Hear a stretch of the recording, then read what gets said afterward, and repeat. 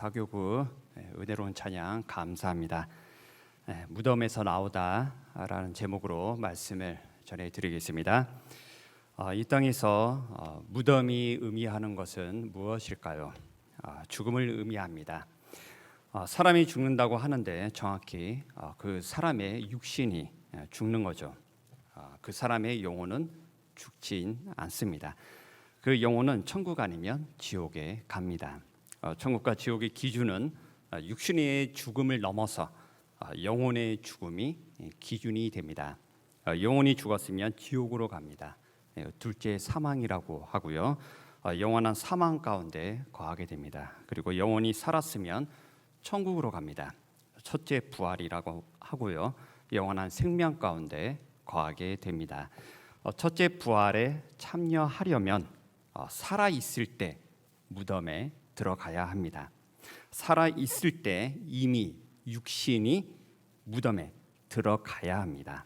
그래야 영혼이 삽니다.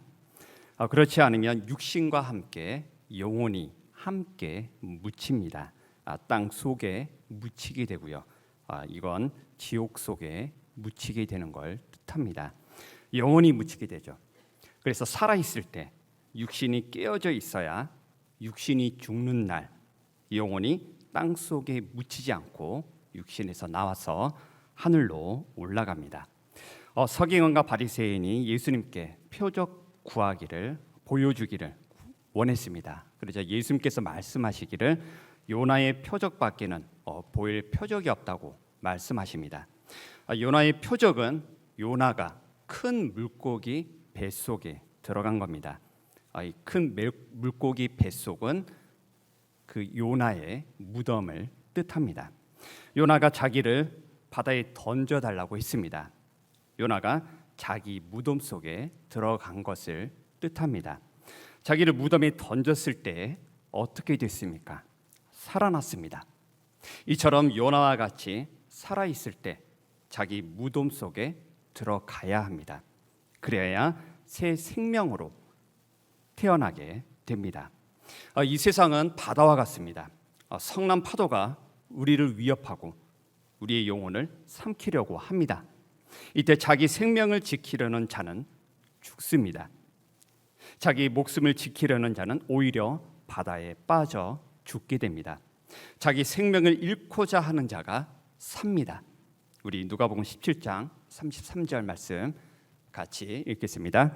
무릇 자기 목숨을 보전하고자 하는 자는 잃을 것이요 잃는 자는 살리리라. 아멘. 하나님께서 요나의 표적을 우리에게 주셨습니다. 요나처럼 자기 목숨을 잃고자 하는 자 살아납니다. 이 세상 속에서 살 때 자기 무덤에 자기를 던져야 합니다. 이것이 성난 바다 가운데서 승리하는 비결입니다. 그리하여 예수님의 생명이 임하고 구원의 능력이 임하는 우리 성도님들 되시기 바랍니다. 무덤은 예수님의 무덤이 있고요. 예수님의 무덤은 곧 나의 무덤이 됩니다. 내가 그리스도와 함께 십자가에 못 박혔나니 말씀합니다. 예수님의 무덤이 곧 나의 무덤입니다. 이 세상 시각으로 볼 때는 무덤 밖이 안전합니다. 무덤 밖이 희망이 있어 보이죠. 하지만 믿음의 시각은 완전히 정반대입니다. 무덤 밖의 세상은 오히려 희망이 없습니다. 왜냐하면 생명이 없기 때문입니다. 본문에 마리아를 보십시오. 우리 본문 11절 말씀 같이 읽겠습니다. 마리아는 무덤 밖에 서서 울고 있더니 울면서 구부려 무덤 안을 들여다보니 아멘. 무덤 밖에 서서 울고 있습니다.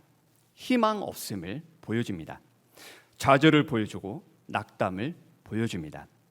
소망은 무덤을 거쳐야 합니다. 생명은 무덤을 통해 나옵니다. 마치 씨앗이 딱딱한 껍질 속에 있지만 딱딱한 껍질을 뚫고 생명의 싹이 피어나는 것과 같습니다. 마리아가 무덤 안을 들여다봅니다. 두 천사가 앉아 있습니다. 예수님이 무덤 밖을 나가셨는데도 떠나지 않고 천사들이 앉아 있습니다. 예수님이 부활하셔서 무덤에서 나오셨는데도 떠나지 않고 천사들이 있습니다. 왜 그랬을까요? 그 자리는 바로 마리아의 자리였기 때문입니다. 천사들이 대기하고 있습니다. 천사들이 준비하고 있습니다. 일할 준비를 하고 있습니다. 무덤에 들어오는 자를 천사들이 섬길 준비를 하고 있습니다. 한 천사는 머리편에 있습니다. 머리에 죽음을 뜻합니다. 주인됨의 죽음을 뜻하죠. 내 생각의 죽음을 뜻합니다. 예수님께서 나의 머리가 되셔야 함을 의미합니다. 또 한 천사는 발편에 있습니다. 내 길의 죽음을 뜻합니다. 이제 내 발로 내 길을 가는 것이 아니라 주님의 길로 가야 합니다. 주님의 길로 가도록 천사가 섬기며 준비하고 있습니다. 또 우리가 발이 되어 섬기는 자가 되도록 준비하고 있고 도와주고 있습니다. 천사들이 마리아에게 묻습니다. 여자여 어찌하여 우느냐? 울 필요가 없다는 겁니다. 마리아가 말합니다. 사람들이 주님을 옮겼다고, 주님이 어디 있는지 모른다고 말합니다. 마리아는 처음에 사람들을 탓합니다. 예수님을 안 믿는 것을 사람들 탓하는 사람들이 있습니다. 누구 때문에 교회 안 다닌다, 누구 때문에 안 믿기로 한다. 아직 자기가 무덤에 들어가지 못했습니다. 자기 무덤에 들어가는 자만이 자기 탓을 하며 회개합니다. 자기 무덤에 들어가는 자가 더 큰 믿음의 도약을 할 수 있습니다. 그렇지 않은 자들은 오로지 남 탓만 하다가 주님을 배반합니다. 남을 탓하는 자들은 절대로 회개하지 않습니다. 자기 무덤에 들어가야 진정한 회개를 할 수 있습니다. 마리아가 또 주님을 사람들 가운데서 찾으려고 합니다. 예수님의 무덤, 자기 무덤에 들어가야 부활하신 주님을 만날 수 있습니다.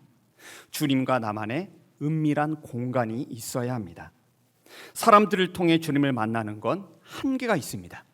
나와 주님과의 1대1의 관계가 있어야 합니다. 요나는 그곳이 물고기 뱃속이었습니다. 그곳, 자기 무덤 속에서 요나는 주님을 만납니다. 무덤 밖에서는 절대로 주님을 찾을 수 없습니다. 무덤 안으로 들어와야 합니다. 그렇지 않으면 알지 못합니다. 마리아의 고백대로 내 주님이 어디 있는지 내가 알지 못합니다. 이 고백만 하다가 실족하게 됩니다. 자기가 예수님의 무덤 속에 함께 들어가지 않고서는 무덤 밖에서 백날 찾아봐야 예수님을 만나지도 못하고 알지도 못합니다. 우리 본문 14절 말씀 같이 읽겠습니다. 이 말을 하고 뒤로 돌이켜 예수께서 서 계신 것을 보았으나 예수이신 줄은 알지 못하더라. 아멘. 마리아가 마침 뒤를 돌이켰습니다. 예수님이 서 계셨습니다. 예수님은 멀리에 있지 않았습니다. 가까이에 계십니다. 본인만 모를 뿐, 본인 스스로가 그렇게 만들었습니다. 예수이신 줄은 알지 못하더라. 봤는데도 알지 못합니다. 눈이 가리워졌습니다. 육적인 눈을 가졌음을 뜻합니다. 아직 육의 눈이 죽지 않았고요, 육신의 생각이 죽지 않았습니다. 그러면 예수님을 보아도 보지 못합니다. 육신의 눈의 비늘이 벗겨져야 합니다. 사도 바울이 다메섹에서 예수님을 보고 3일 동안 보지도 못하고 먹지도 못했습니다.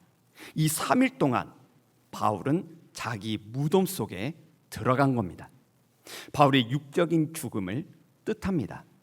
3일 후에 바울의 육신의 눈이 죽고 새로운 믿음의 눈을 가지게 되었습니다. 바울은 자기 무덤 속에서 새 생명으로 다시 태어나게 됐습니다. 예수님인 줄 알아보지 못하는 마리아에게 묻습니다. 여자여 어찌하여 울며 누구를 찾느냐?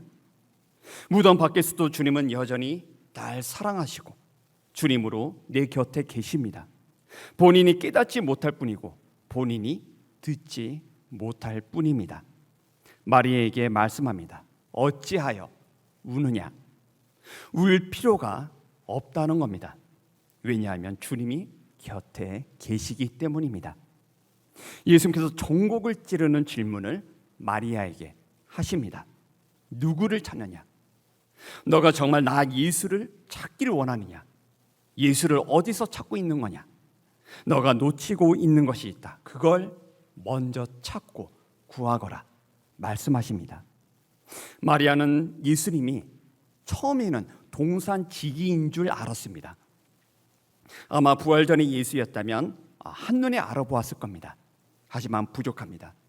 부활 전에 예수님을 만나면 안 됩니다. 부활의 주님을 알아보아야 하고요. 부활의 주님을 만나야 합니다. 그렇지 않으면 믿음이 헛것이 됩니다. 고린도전서 15장 14절에 그리스도께서 만일 다시 살아나지 못하셨으면 우리가 전파하는 것도 헛것이요 또 너희 믿음도 헛것이며 말씀합니다. 예수님께서 부활하심으로 나에게 영원한 생명이 주어지게 되었고 내 안에 성전이 완성이 되었습니다. 죄와 사망을 이기신 주님을 만나야 합니다. 본문을 보면 갑자기 예수님께서 마리아라고 부르셨습니다. 그러자 마리아가 예수님을 알아보았습니다. 바로 라보니라고 말합니다. 라보니는 선생님의 극존칭, 의장, 주와 같은 개념을 뜻합니다. 동산지기인 sir 개념보다 더 높은 그 개념입니다. 그렇다면 예수님께서 처음부터 마리아야 이렇게 부르셨으면 되지 않았을까요? 처음에 마리아는 예수님을 보아도 알아보지 못했습니다. 보아도 보지 못했는데 주님이 마리아의 이름을 불렀다고 해서 마리아가 알아보았을까요? 예수님께서 마리아라고 이름을 불렀다고 해서 마리아가 예수님을 알아본 것이 아닙니다. 이것의 의미는 이때 바로 그 순간 마리아가 바뀌었기 때문에 예수님을 알아본 겁니다. 또 마리아가 바뀌었기 때문에 예수님께서 마리아의 이름을 부르신 겁니다. 그 이전에는 예수님을 보아도 모르는 자였습니다. 예수님과 상관없는 자였습니다. 하지만 이제는 예수님을 아는 자가 되었습니다. 예수님과 상관 있는 자가 되었습니다. 우리 요한복음 10장 3절 말씀 같이 읽겠습니다. 문지기는 그를 위하여 문을 열고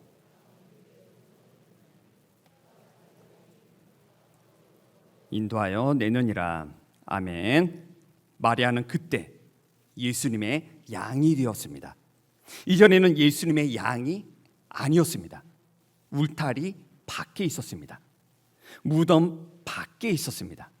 하지만 이제는 마리아가 무덤 안으로 들어왔고 예수님과 상관 있는 자가 되었습니다. 왜 그렇습니까? 예수님과 함께 죽었기 때문입니다. 마리아가 예수님과 함께 죽은 그 시점이 있습니다. 이때 마리아가 완전히 바뀌었습니다. 우리 다시 본문 15절 말씀 같이 읽겠습니다. 본문 15절입니다. 예수께서 이르시되 여자여 어찌하여 울며 누구를 찾느냐 하시니 마리아는 그가 동산지기인 줄 알고 이르되 주여 당신이 옮겼거든 어디 두었는지 내게 이르소서 그리하면 내가 가져가리이다. 아멘. 마리아가 말합니다. 내가 가져가리이다. 마리아가 예수님의 시체를 내가 가져가겠다고 말합니다. 예수님의 시체를 내 것으로 삼겠다는 겁니다. 마리아가 예수님의 죽음에 함께 동참하게 됩니다. 다들 예수님의 무덤을 구경만 했습니다. 근처만 왔다 갔다 했지 정말 예수님의 시체를 가지려 한 사람은 없었습니다. 마리아의 모습을 보면 이전에는 예수님의 무덤을 구경만 했습니다. 하지만 이제는 그 시체를 가져가려고 합니다. 예수님의 죽음을 자기 것으로 삼으려고 합니다. 우리 로마서 6장 5절 말씀 같이 읽겠습니다. 만일 우리가 그의 죽으심과 같은 모양으로 연합한 자가 되었으면 또한 그의 부활과 같은 모양으로 연합한 자도 되리라. 아멘. 이 말씀대로 마리아는 예수님의 죽으심과 같은 모양으로 연합한 자가 되었습니다. 내가 예수님의 시체를 가져가리이다. 마리아는 예수님의 죽으심에 동참합니다. 예수님의 죽으심과 연합합니다. 그러자 예수님을 알아보았고 예수님도 마리아를 아는 자가 되었습니다. 자기 양이 되었고 예수님께서 자기 양의 이름을 부르신 겁니다. 마리아야. 그러자 마리아도 예수님의 음성을 바로 알아듣고 뒤를 돌아봅니다. 라보니, 오 주님. 마리아가 예수님의 죽음에 동참함으로써 육의 자녀에서 탈피하게 되었습니다. 마리아의 혈과 육에 속한 것이 죽었습니다. 마리아는 더 이상 육신의 자녀가 아니라 하나님의 자녀로 거듭나게 되었습니다. 마리아가 드디어 알아보았습니다. 우리 본문 18절 말씀 같이 읽겠습니다. 본문 18절입니다. 막달라 마리아가 가서 제자들에게 내가 주를 보았다 하고 또 주께서 자기에게 이렇게 말씀하셨다 이르니라. 아멘. 이 말씀에서 두 가지가 중요합니다. 첫 번째, 내가 주를 보았다. 그리고 두 번째는 자기에게 이렇게 말씀하셨다. 마리아는 주님을 보았고 주님의 음성을 들었습니다. 우리의 신앙생활은 주님을 보는 것이고요, 주님의 음성을 듣는 것입니다. 주님을 봐야 은혜를 공급받고 사랑을 공급받습니다. 주님의 음성을 들어야 주님의 길로 가고 능력을 공급받습니다. 그러기 위해서는 자기 무덤이 있어야 합니다. 내 눈이 죽어야 주님을 볼 수 있고 내 귀가 죽어야 주님의 음성을 들을 수 있습니다. 내가 주를 보았다고 말합니다. 마리아가 예수님의 무덤 근처만 기웃거렸을 때에는 주님을 만나지 못했습니다. 예수님의 무덤만 살짝 들여다 보았을 때에도 주님을 알아보지 못했고요, 주님을 보아도 보지 못했습니다. 하지만 예수님의 시체를 가져가겠다고 하자, 예수님의 죽음에 함께 동참하자 눈이 열려서 주님을 알아보았습니다. 또 마리아는 예수님이 자기에게 말씀하셨다고 말합니다. 마리아가 말씀을 듣게 되었습니다. 마리아의 귀가 열려서 주님의 음성을 듣게 되었습니다. 그러자 자기를 향하신 뜻을 알게 됩니다. 자기의 사명을 알게 됩니다. 우린 주님의 음성을 들어야 날 향하신 뜻을 알게 되고요, 내게 맡겨진 사명을 알게 됩니다. 우리 본문 17절 말씀, 요한복음 20장 17절 말씀 같이 읽겠습니다. 예수께서 이르시되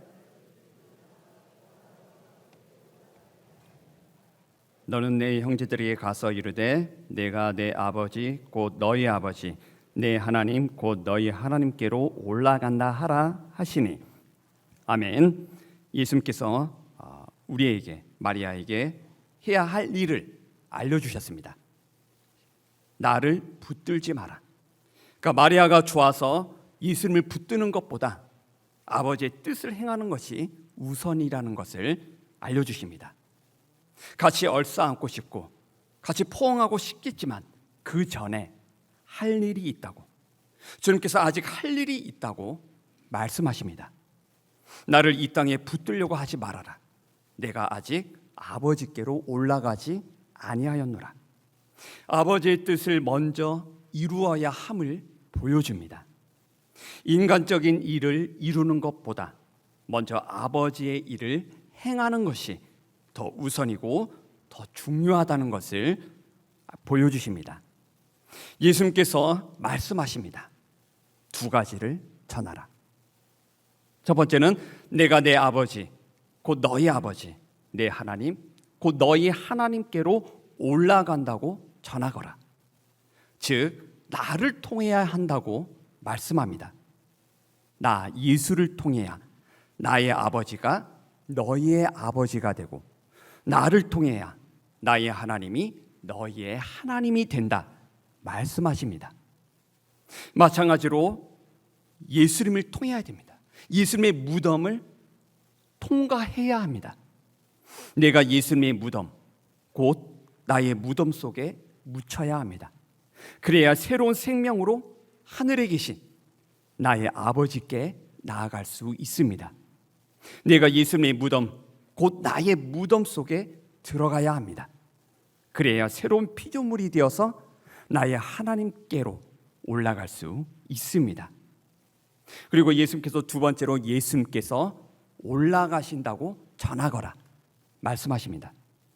땅의 세계에서 하늘로 올라갑니다. 땅의 신분에서 하늘의 신분으로 바뀌었습니다. 땅의 사람이 아닌 하늘의 사람으로 바뀌었음을 보여줍니다. 너희도 이렇게 하늘의 사람이 될 수 있다고 말씀하시고 보여주십니다. 더 이상 땅의 것들 때문에 아파하고 괴로워하지 않습니다. 이제는 땅의 사람으로 살지 않고 하늘로 올라가는 자로 우리는 살 수 있습니다. 주님께서 말씀하십니다. 얘들아, 더 이상 슬픔과 절망이 있는 이 땅에 갇혀 살지 말아라. 얘들아, 이제 나와 함께 하늘로 날아오르자꾸나. 나와 함께 이 자유를 만끽하자꾸나 말씀하십니다. 정리하겠습니다. 예수님의 무덤은 구경하라고 있는 것도 아니고요, 2000년 전 그 무덤도 아닙니다. 예수님의 무덤은 곧 나의 무덤입니다. 무덤 안에 들어가는 것을 주저하지 마십시오. 예수님의 무덤을 살짝 들여다보지도 마십시오. 예수님과 함께 예수님의 무덤, 곧 나의 무덤 속으로 들어가십시오. 천사가 섬길 준비를 하고 있습니다. 나의 무덤 속에서 육신의 눈이 닫히고 이제 믿음의 눈이 열려서 항상 주님의 얼굴을 보시기 바랍니다.